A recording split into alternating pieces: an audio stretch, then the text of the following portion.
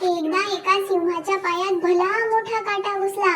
आपल्या दातांनी तो काढण्याचा प्रयत्न सिंहाने बराच वेळ केला, परंतु तो काटा निघाला नाही. लंगडत लंगडत तो एका मेंढपाळाकडे गेला.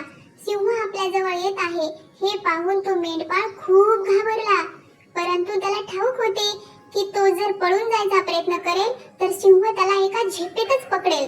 झाडावर चढून बसावे तर जवळपास झाडही नव्हते. दुसरा कोणताच उपाय नाही हे पाहून तो मेंढपाळ चुपचाप तेथेच बसून राहिला. सिंहाने गर्जना केली नाही की तो गुरगुरला नाही. तो मेंढपाळासमोर येऊन बसला आणि त्याने आपला पाय त्याच्या पुढे केला. सिंहाला आपली मदत हवी आहे हे त्या मेंढपाळाच्या लक्षात आले. त्याने सिंहाच्या पायातील काटा काढला. सिंह जसा आला होता तसाच तो जंगलाकडे निघून गेला. काही दिवसांपूर्वी राजवाड्यात चोरी झाली होती. वैर आणि द्वेषामुळे काही लोकांनी राजाला मेंढपाळच चोर आहे असे खोटेच सांगितले होते. त्यानेच राजवाड्यात चोरी केली आहे.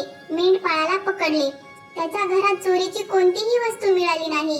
याने चोरीचा माल लपून ठेवला आहे असे राजाला वाटले. म्हणून राजाने त्या मेंढपाळाला जिवंत सिंहाच्या तोंडी द्या अशी आज्ञा दिली.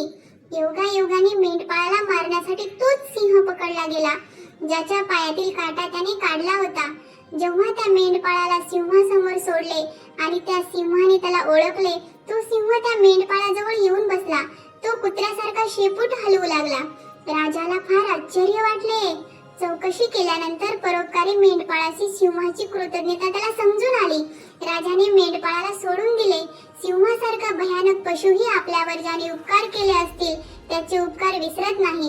या गोष्टीतून असा तात्पर्य मिळतो की माणूस असूनही जो केलेले उपकार विसरतो तो पशुपेक्षाही हीन असतो असे या गोष्टीतून समजून येते मित्रांनो.